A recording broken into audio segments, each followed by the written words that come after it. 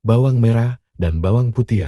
Dahulu kala, hiduplah seorang gadis bernama Bawang Putih, yang tinggal bersama ibu dan saudara tirinya, Bawang Merah. Setelah ayahnya meninggal, Bawang Putih menjadi yatim piatu dan hidup dalam penderitaan. Ibunya meninggal setelah menikah dengan ibu Bawang Merah, yang ternyata jahat dan hanya menyayangi anak kandungnya. Bawang Putih diperlakukan seperti pembantu. Setiap hari ia harus mengerjakan pekerjaan rumah, seperti mencuci, memasak, dan membersihkan rumah. Bawang Merah dan ibunya terus menyiksa dan memperlakukannya dengan kasar. Sementara Bawang Putih selalu sabar dan tidak pernah membantah.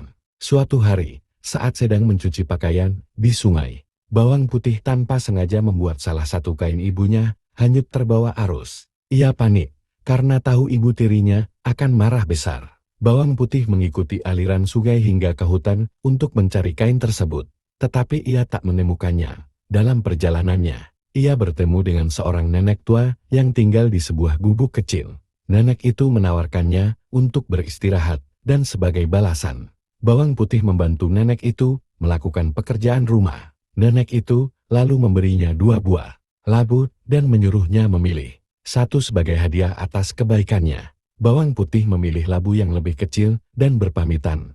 Ketika kembali ke rumah dan membelah labu itu, ia terkejut melihat isinya penuh dengan emas dan permata. Melihat hal itu, Bawang Merah dan ibunya iri dan ingin mendapatkan harta yang sama. Mereka pergi ke sungai, dan Bawang Merah sengaja menghilangkan kainnya, lalu mengikuti aliran sungai hingga ke gubuk nenek itu. Namun, Bawang Merah memperlakukan nenek tersebut dengan kasar dan hanya menginginkan hadiahnya. Nenek itu memberi Bawang Merah labu yang lebih besar. Namun, ketika labu itu dibelah di rumah, bukannya emas, yang keluar adalah ular, kalajengking, dan binatang berbisa lainnya. Bawang Merah dan ibunya ketakutan dan berlari keluar rumah. Akhirnya, mereka hidup dalam ketakutan dan kesengsaraan. Sementara Bawang Putih hidup bahagia.